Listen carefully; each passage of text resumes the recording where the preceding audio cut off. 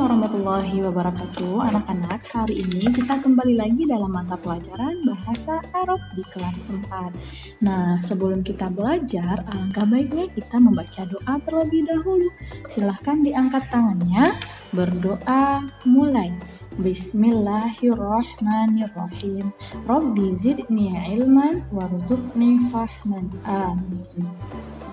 Semoga dengan kita membaca doa tadi, Allah mudahkan kita menuntut ilmu dan Allah mudahkan memberikan kita kepahaman terhadap ilmu yang sedang kita tuntut. Nah, silahkan dibuka bukunya halaman 72. Sebelumnya kita sudah mempelajari tentang isim isyarah, yang mana isim isyarah ini adalah kata tunjuk. Nah, di bahasa Indonesia kata tunjuk itu ada ini dan itu. Nah, bahasa Arab ini artinya adalah hala wa halihi, itu bahasa Arabnya adalah zalika wa tilka. Nah, Miss, kenapa sih ini tapi ada dua bahasa Arabnya? Nah, begitulah kalau bahasa Arab ada yang namanya untuk penggunaan kepada perempuan dan ada juga bentuk penggunaan kepada laki-laki. Sebelumnya kemarin udah Miss jelaskan kan tentang hala, yang mana hala ini artinya ini untuk laki-laki, Hashim. Nah, berarti ini Hashim, halanya digunakan kata ini bentuk muzakkar yaitu hala. Sedangkan untuk perempuan kita menggunakan halihi, artinya sama-sama ini, tapi halihi digunakan untuk perempuan. Jadi setiap kita berbicara dengan perempuan maka menggunakan kata halihi. Kalau untuk laki-laki menggunakan kata hala. Nah, untuk itu menggunakan kata zalika untuk laki-laki dan tilka untuk perempuan. Itu Fauzan, itu Fatimah.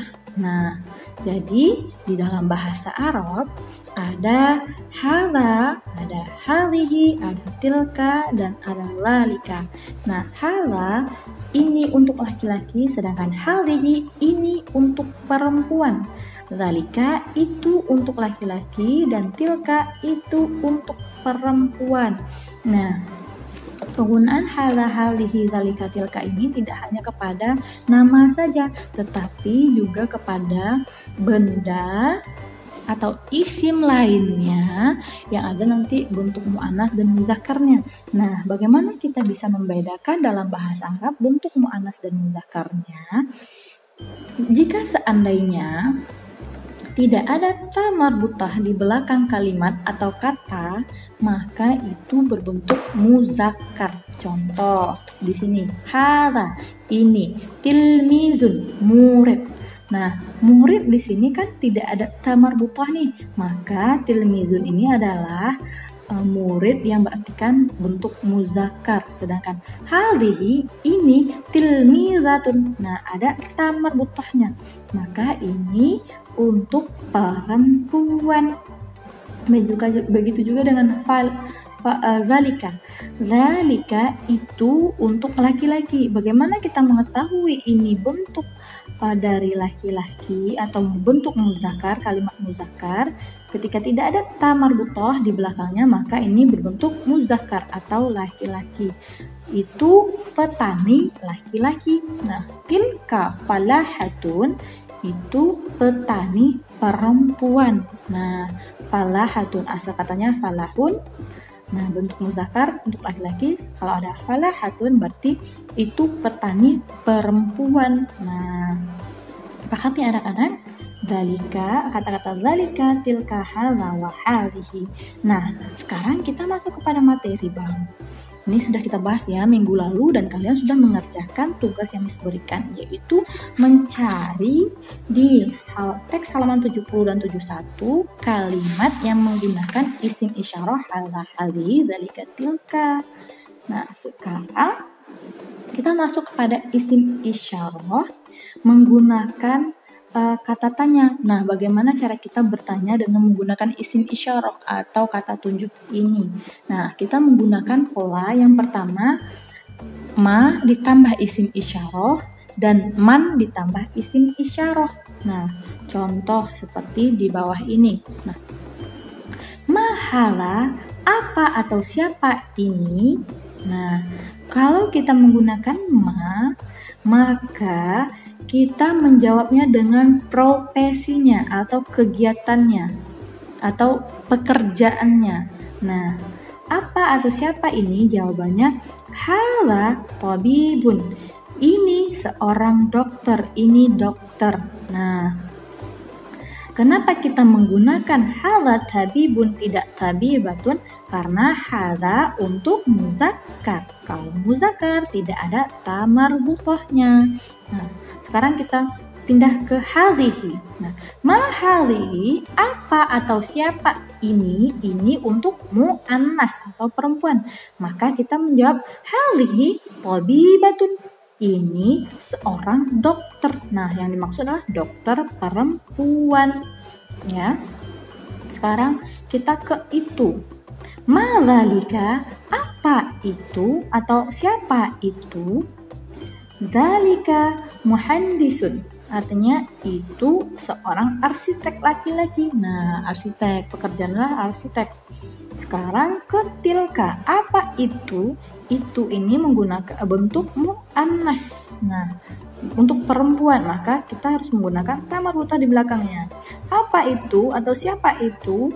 Itu muhandisatun. Itu seorang arsitek perempuan. Nah, untuk muannas kan ada tamarbutohnya. Yang ke selanjutnya man hadza. Nah, ini siapa? Siapa ini berkaitan dengan nama atau berkaitan dengan hubungan kekeluargaannya dengan kita. Nah, man hadza, siapa ini? Nah, hadza akhi. Ini saudaraku. Nah, kalau pertanyaannya adalah man, maka itu hubungan kekerabatannya dengan kita yang dijawab. Kalau ma, itu jawabannya adalah pekerjaan yang di pekerjaannya. Dia sebagai seorang apa.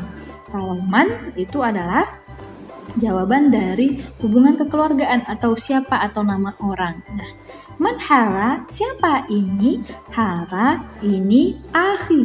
Kenapa akhi? Karena dia saudaraku. Kenapa memilih akhi? Nah, karena di sini untuk laki-laki hadza. Akhi adalah saudara laki-laki, ya.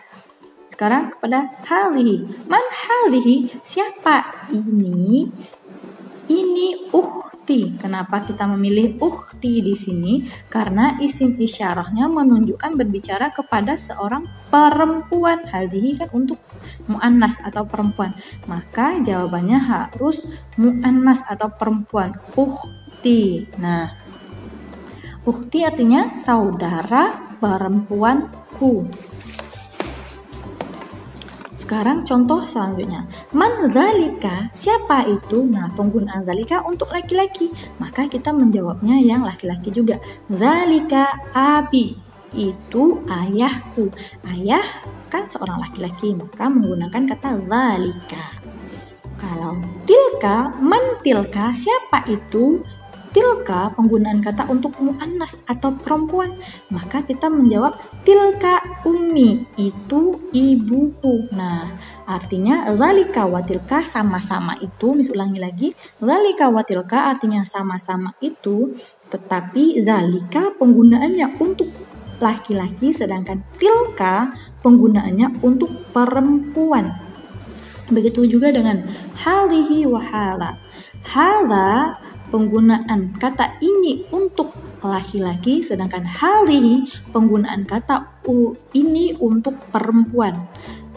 Laki-laki dinamakan dengan muzakkar, perempuan dikatakan dengan muannas. Kalau dalam bahasa Arab ada namanya kata maskulin sama feminin. Nah, ya, jadi hala untuk laki-laki atau muzakkar, sedangkan halihi untuk muannas atau perempuan. Nah, ulangi lagi, ma jawabannya berkaitan dengan pekerjaan, man jawabannya berkaitan dengan hubungan kekeluargaan atau nama. Nah, oke. Untuk kalian memahami materi sebelumnya, maka mari kita kerjakan latihan 3. Nah, latihan 3 ini yang mana latihan 3 ini berkenaan dengan jawablah pertanyaan-pertanyaan berikut ini dengan jawaban anggota keluarga beserta namanya sebagai contoh. Nah, al-mithalu contoh, su'alun soal, man hadza wa ma ismuhu, siapa ini dan apa namanya. Nah, jawabun di sini ahun. Nah, berarti hadza akhi, ini saudaraku. Tambah ya akhi, hadza akhi. Ismuhu, namanya Hashim. Hashim, namanya Hashim. Nah, jadi jawabannya halanya ditaruh di depan, ditambah ahun menjadi akhi, saudaraku, di koma, ismuhu taruh di depannya, baru nama Hashim, namanya Hashim, ya. Nah, sekarang nomor 2. Soal, man hadza, siapa ini, wa ma ismuhu, dan apa namanya, dan siapa namanya maksudnya ya. Nah, ini jawabannya abun. Nah, siapa ini, berarti abun ya. Berarti karena abun berarti kita halanya pindah ke dan ke bawah, hadza abi. Nah, nama abinya siapa misalnya? Ismuhu Umar. Nah, ya. Nomor 3. Soal, man hadhihi, siapa ini, wa ma ismuhu, dan siapa namanya. Jawaban amun. Nah, pindahkan. Nah, bagaimana jawabannya? Silahkan dijawab ya anak-anak. Nah, Miss, bagaimana cara kami menjawab namanya? Namanya boleh sama. Namanya kalau untuk perempuan kalian buat namanya Fatimah ya. Fatimah.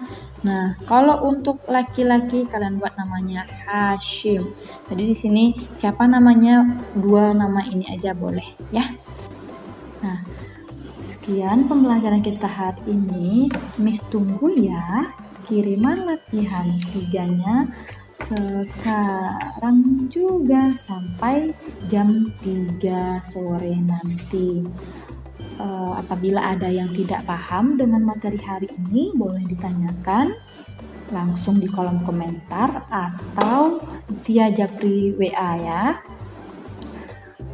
Apabila Miss ada salah, Miss minta maaf kepada antunan sekalian dan meminta ampun kepada Allah Subhanahu wa taala. Wabillahi taufiq wa hidayah. Assalamualaikum warahmatullahi wabarakatuh.